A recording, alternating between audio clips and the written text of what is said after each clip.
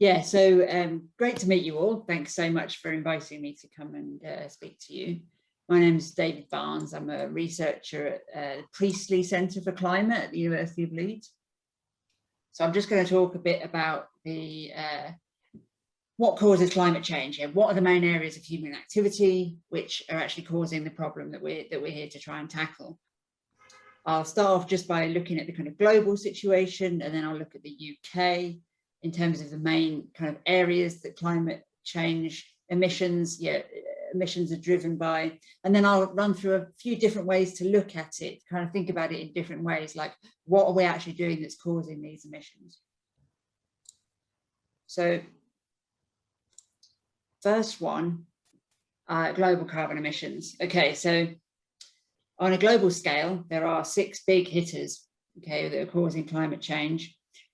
Electricity is about 25% of the problem. So that's mainly burning coal and fossil gas in power stations around the world to generate electricity. Then we've got the next one, food, agriculture, and land use. So that is basically how we grow our food, but also includes things like deforestation caused by when land is cleared to graze cattle or to grow the food that then cattle is fed to cattle. So that's about half the problem. Half the problem is just in electricity and food, agriculture, and land use. Then just carrying on to run through, we've got industry. So that's all the kind of factories and businesses and making all the stuff that we use every day. But importantly, that also includes cement, and that's on its own is about 8% of global emissions. The production of cement is a really big problem. Then we've got transport. So that is, all the combustion engines in cars and ships and boats and planes. That's about 14%. Now that's, planes is an interesting one in there because that's currently a small part of the whole, but it's projected to dramatically increase. And there isn't really anything happening to stop that. There's no plan in place to actually reduce the impact of flying, which is because so many people are kind of for the first time able to fly and want to do it. The last main category here is buildings. So that is essentially how we heat our homes around the world.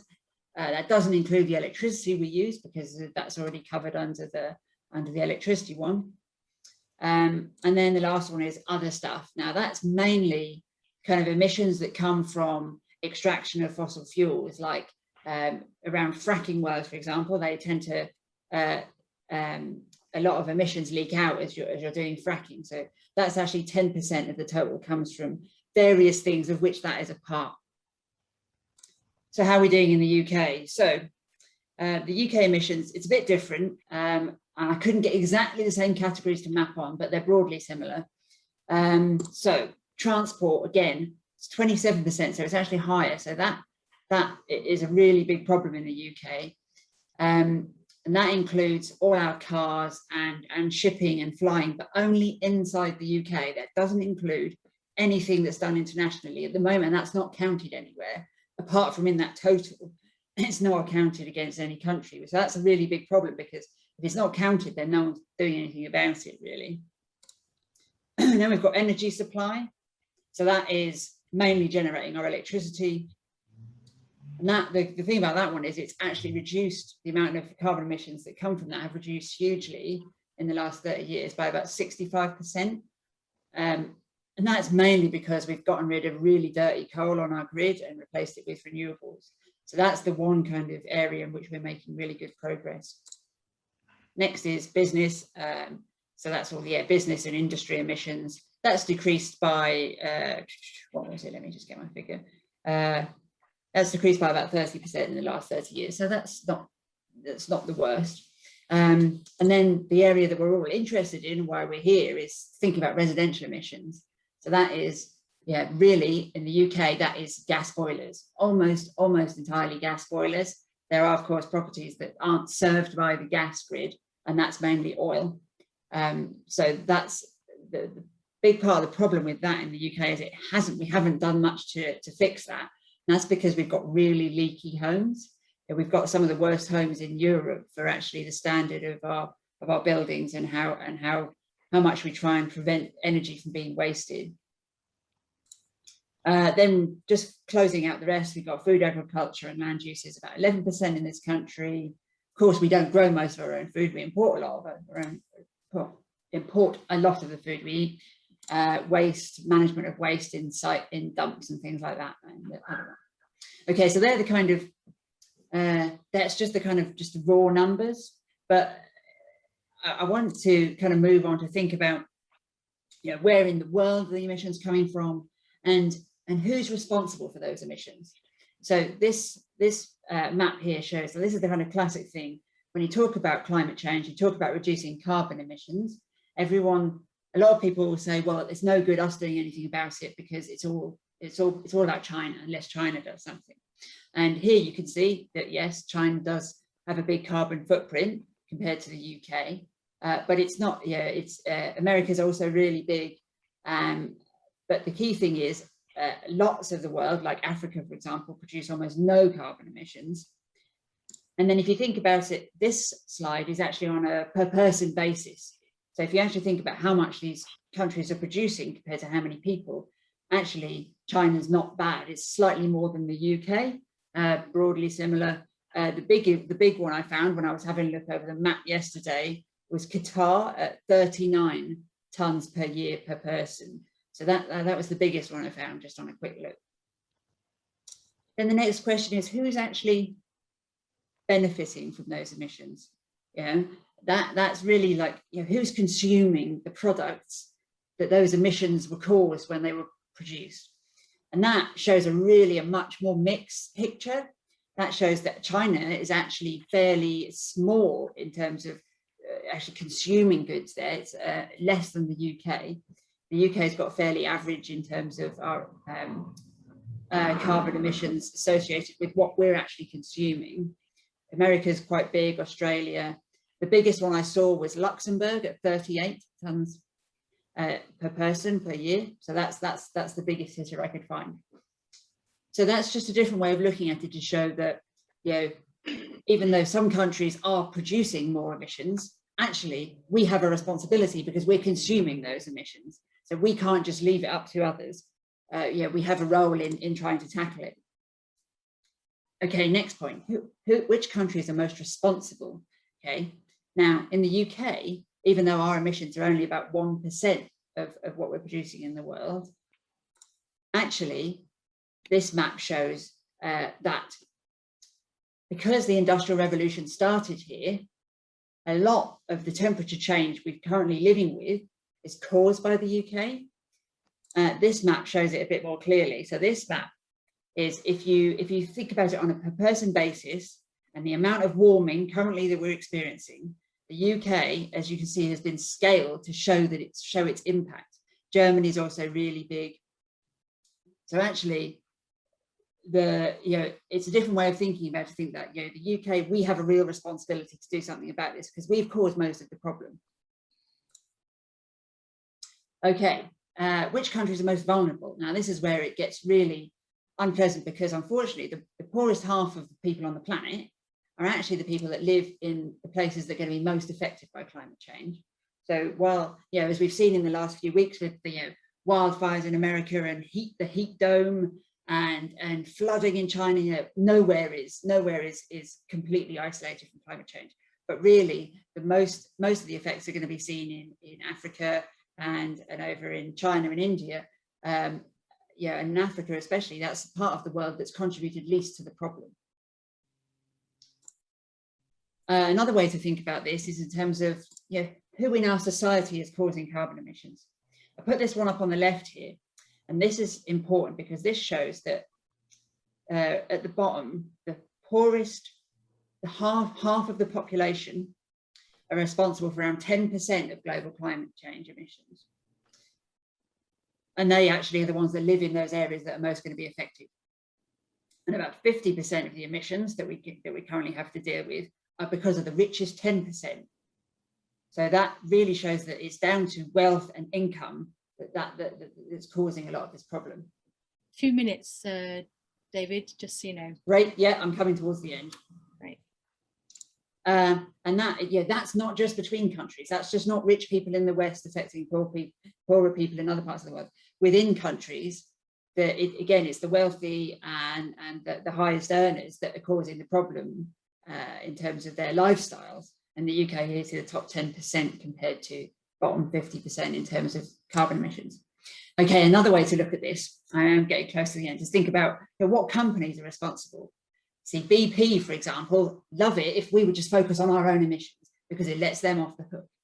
But we're not going to let them do that. So here's a list of the 20 companies that have caused a third of all carbon emissions since 1965. BP, they're happily sitting at 6th place with 34 billion tons of carbon they've produced. So I'm going to wrap up quickly, talk about what can I do, what can you do, what can we all do. And I was asked to just touch on this a bit, and I know you're going to focus on that a lot more. And I hope one of the things that you'll take away from this is that think about our personal carbon footprint isn't going to make much of a difference, although BP would love you to focus on that. It also depends on what kind of situation you live in. Do you have access to good public transport? Do you have a home that's heated with electricity over gas, all those kind of things that you don't necessarily have control of? But we do have something. So it's a systemic issue. We need to change the system. And one of the key things we can do is talk about it.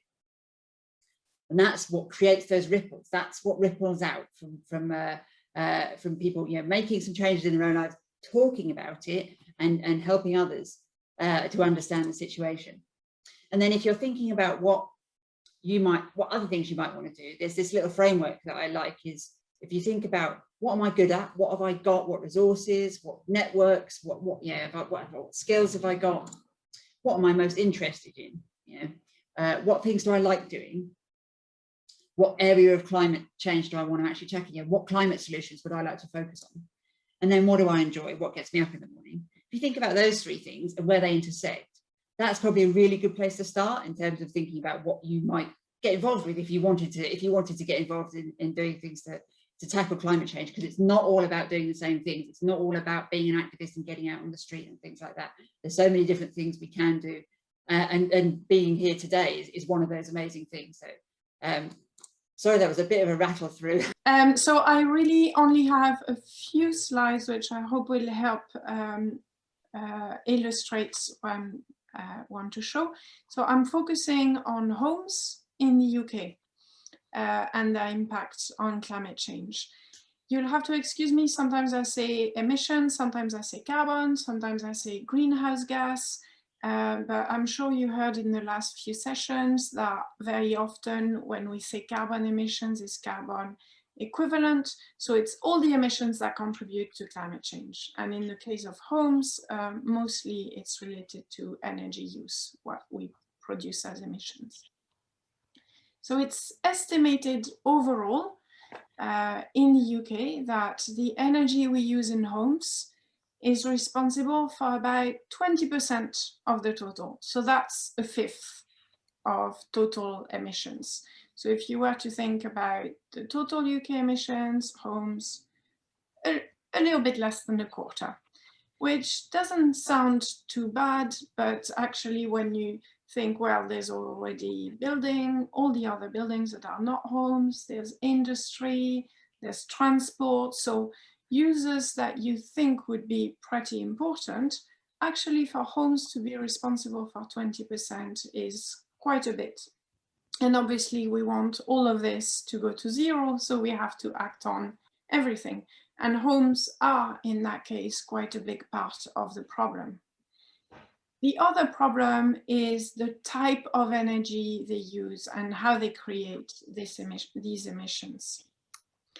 And that's because we are looking now at, on average, where the energy that we use in our homes is used for. And in very large part, as you can see, really these orange and red pies, it's to do with heating and hot water.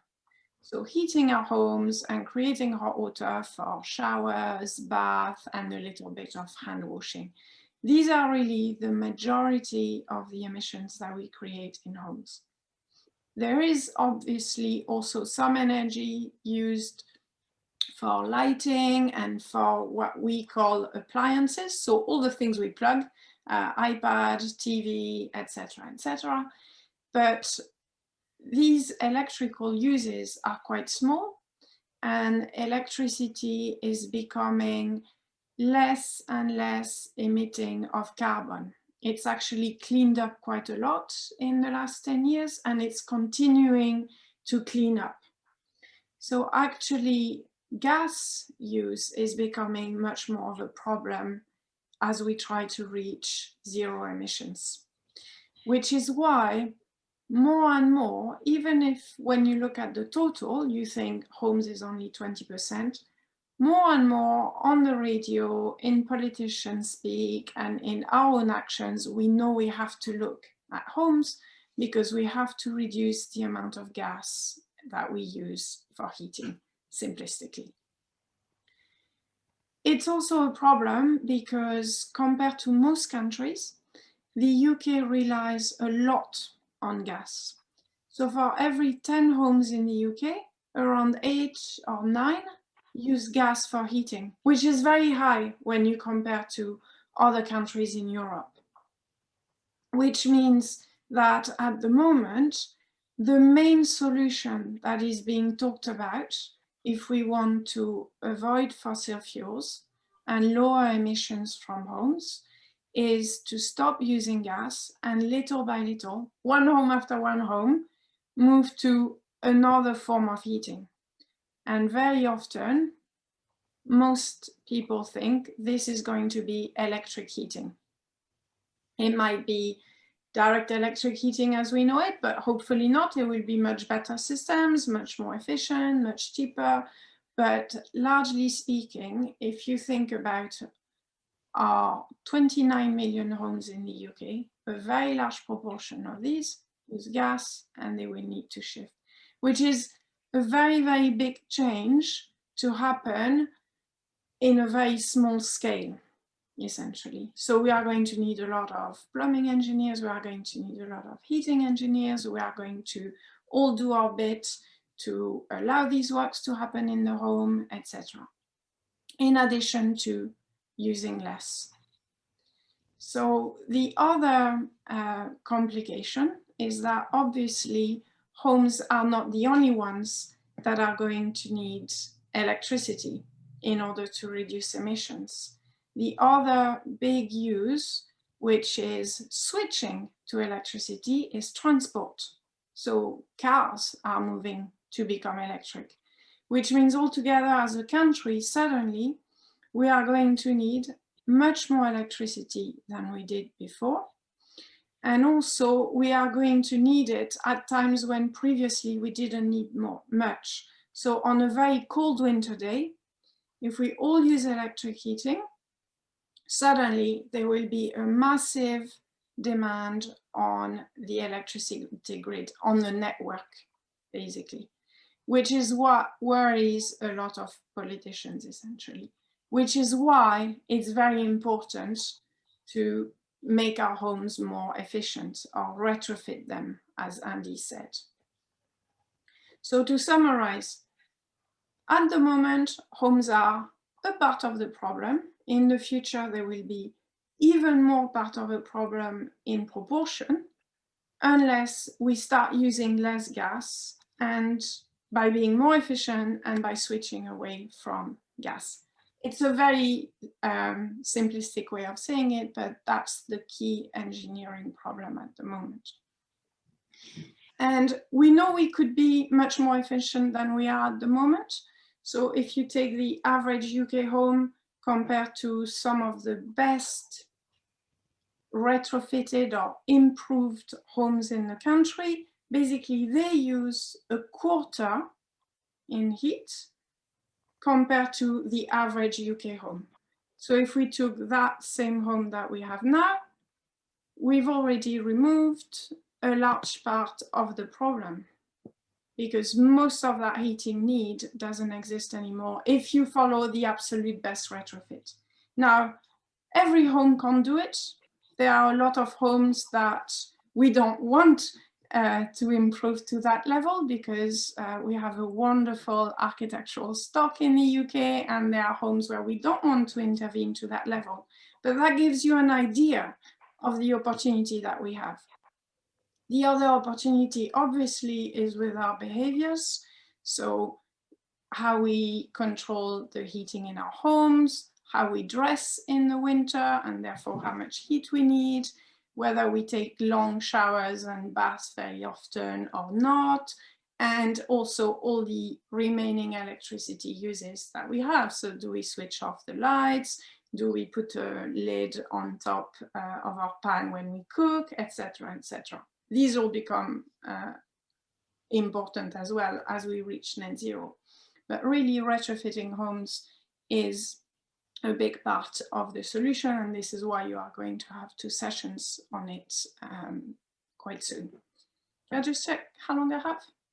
You've got 3.5 minutes if you need it. I do. So far, we have talked about emissions from energy use, and these are often the first that come to mind when we talk about emissions from housing. However, we also use a lot of emissions to build homes and also to retrofit them and to maintain them. And that's what often we call embodied or embedded. So it's emissions that have been spent and which in a way remain in the building. So for example, there was the energy used to make a brick. So we still count it in the home as embedded. This is much more complicated to evaluate, and I can't give you a number.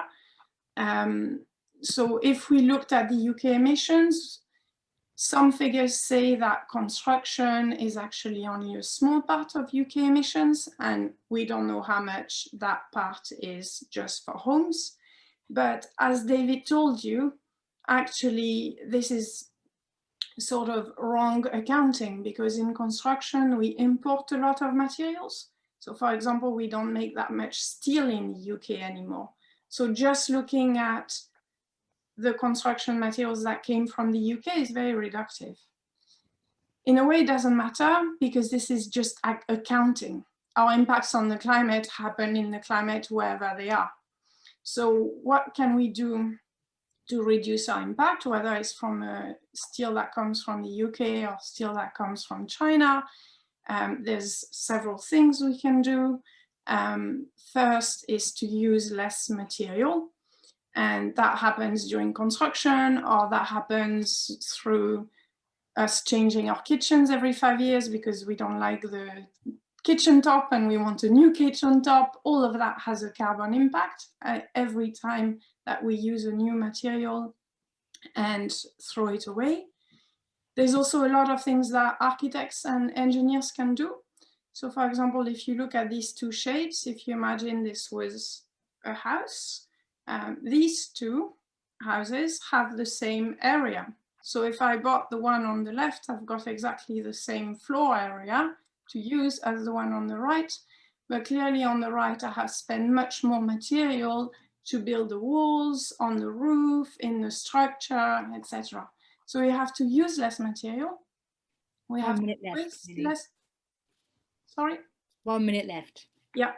We have to use less material, waste less of it. I'm sure you've seen all the time, every time there's a construction site or neighbors doing up their houses, there's loads of skips outside. All of that has a carbon impact. And then we have to select materials that are less carbon intensive. The main carbon emissions embedded in buildings typically come from the structure. That's really the main part, especially in homes. And in very large part, that comes from concrete and steel. They are, and David also told you, cement industry is a very big emitter worldwide. And that means concrete is very high carbon. This is also why now you probably have heard there is more and more talk about using timber in homes. Not rocket science in theory. We have been using timber in homes for centuries. My Victorian house has timber. Obviously, there are limitations to this, and particularly as a follow-up of Grenfell, we will always need to think about fire, etc. But there are many solutions being developed, and I'll stop here, I think. But that was the end of my presentation. Great. Well, first of all, thank you for inviting me to join you this evening. So I've been asked to talk about how change happens at different levels for tackling climate change. And I thought I'd just give you a little bit of background about myself, just so it kind of gives a bit of context. So I did my doctorate in atmospheric physics a long time ago. I worked for an organisation called the New Economics Foundation, where I worked on and led the climate change team there, looking at energy policy and climate change specifically. But what I was really interested in was about the local element. So how local organisations or communities can address climate change, how it's actually really important that it's led at the community level as well as all those multiple levels across. So the local authority level, regional, national governments, and obviously global governments as well, or global organisations, and also how important it is in terms of adapting to climate change, because it's not just about building sea walls. Adaptation to climate change is a bit of part of that is about being resilient, so being able to maintain functioning of a system such as a community when there's a shock. So for example, it could be a heat wave, or it could be flooding, for example, but those things are really, really critical for we call resilience. So I then moved on from the New Economics Foundation to work in an area called which basically looks at transition. So how do transitions happen? How do we have big change? How do we have kind of big societal changes? And as I'm sure you're aware, climate change is one of those things that requires not just one or two technologies to kind of enable us to kind of reduce our emissions. It actually requires a whole scale complete reconfiguration of our society, of economies, everything. So that's where I was going to start. That's really kind of where I wanted to start from. What I'm going to try and do now is share my screen, which I struggle to do in Teams, not Teams, in Zoom. There we go. And just wanted to talk through a few slides, really, just really as a kind of prompt, and hopefully sort of get some kind of thoughts going, and which will kind of hopefully help you with your discussion shortly after. So unfortunately I haven't seen what you've heard already, but I'm assuming that you'd be fully aware that climate change is a very, very complex. It's what we call a wicked issue. So there's scientific and economic complexity. The kind of the climate system is very, very complicated. The whole kind of idea about butterfly flaps its wings and it causes a hurricane somewhere else. It's not quite like that, but it's very connected, and there's lots of things going on that we can't possibly understand, nor can we model really well at that kind of very, very small scale level. So we understand that obviously that climate change is happening. There's no question about that. We understand that greenhouse gas emissions are causing that, but in terms of really understanding the climate system and what impacts we're going to experience in the future and when that might occur, are difficult to predict. So there's also deep uncertainties. Of course, there's profound ethical issues about the kind of the winners and losers in the as a result of climate change, whether it relates to impacts or it relates to how we choose to deal with climate change, and the impacts that might have on different communities across the world. There's also lack of agreement about what the problem is. So I'm not talking about climate change itself. I'm talking about what is the problem, what is driving our emissions up? Is it consumption? Is it the fact there's high levels of inequality in the world? Is it politics? Or is it just is it an issue around technological innovation? And are there technologies that can come in there as a magic bullet and solve the problem? Other issues are around what are the trade-offs. So on the one hand, we could have a very, very high carbon tax, for example, but that is going to affect a lot of different other people and industries in different ways. It could result in unemployment in sectors that are very, very important for different economies. And can we can we have our cake and eat it? So can we continue as we are in this society, or do we need really, really deep structural changes? How much should we focus on reducing those emissions? How much should we focus on actually adapting to climate change? And then also, most critically, how fast can we transition to a low carbon economy? And that's really what I wanted to focus on this evening. moving down. It always does this to me. There we go. So what I wanted to kind of explain, and this is the way that I understand the kind of change and how change happens in society, and the kind of how I understand how we are going to effectively kind of reconfigure our economies, our societies to live in a low carbon way. It's what we call a kind of a socio-technical transition. So what that means, it's not just technology, it's also all the institutions, the kind of communities, the governments, the organizations, the companies, the civil society organizations, whether they're small grassroots organizations or they're big NGOs. All of those organizations all interact with the technology around us, and that's basically how our world is connected. So the kind of social infrastructures, like the kind of economies and markets and so on, and the technologies, that could be infrastructure, it could be TVs, wind turbines and so on. They are all interconnected. And a socio-technical transition requires an overall reconfiguration of transport, energy and food systems. And those are the three biggest areas of carbon emissions, as I'm sure you've probably heard. So, and as a result of that, what it means is that we need a realignment of technology, policy, markets, consumer practices, so how we buy things, infrastructure, so what the built environment looks like, so where we live. One of the kind of big trends has been over the last 20-30 years is building these big out of town shopping centres, which means that you have to have a car to get there. So really kind of trying to understand how we can address mobility issues, and how we can address the need to kind of move away from sort of internal combustion engines and cars to much more active transport, so cycling or walking, and how we can make our roads more friendly for that and so on. And also kind of cultural meaning and scientific knowledge, how that's shared across the globe, how it's shared across communities and multiple geographical scales.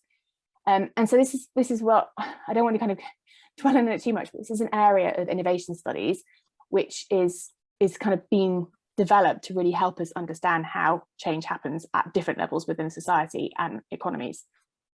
So come on, sorry. So now this is, I don't know whether this is going to show up very well on the screen, but one way that we've understood how change happens is by looking at historical transitions, and there have been many, of course. There's been many innovations that have come through, have kind of broken through and completely transformed our society. So often these transitions have happened as a result of some kind of shock, some kind of external influence. So I'll give you a very kind of brief, a very sort of simplistic example. So what I was trying to say was that if you imagine, so fax machines, which were around, well, you don't use them anymore because of the internet, but before they kind of became mainstream, they weren't used very widely. Then there was a postal strike, and suddenly fax machines broke through. So the point being is that there's lots of different things that influence how change happens, and one of those things is shocks. And what I wanted to give you is an illustrative example about how that happens through the renewable energy revolution that we've seen over the last 40 years or so. Renewable energy, so small wind turbines and small alternative, what we used to call the alternative technology movement, which was really focused on about kind of local, small scale solar panels or wind turbines, began in the 1970s. In 1973, there was a global oil crisis. So the oil prices shot up and there were shortages all around the globe, and it caused absolute havoc for a lot of countries that were very, very, very dependent on oil. As a result, government programs then began heavily investing in alternative sources of energy, for example, solar panels and wind turbines, and that kick-started quite a lot of research and development into other types of energy sources, other types of solutions. So, for example, electric cars also became quite big at that point. Some of you may remember or recall there was a nuclear disaster in Chernobyl in 1986. That completely shifted attention away from nuclear power because there was a kind of high risk associated with it. And then there was a tsunami in Japan, that there was another sort of nuclear incident. So that also led a lot of governments to move away from nuclear, which they originally thought was going to be a really big solution.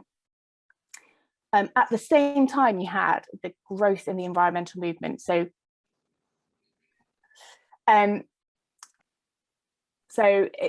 was a growth in the environmental movement, and then, but obviously then there was the resistance from the fossil fuel industry. I'm sure it's kind of very well documented how they, obviously it was their interests were being challenged by the idea of both climate change and moving away from fossil fuels to renewable energy.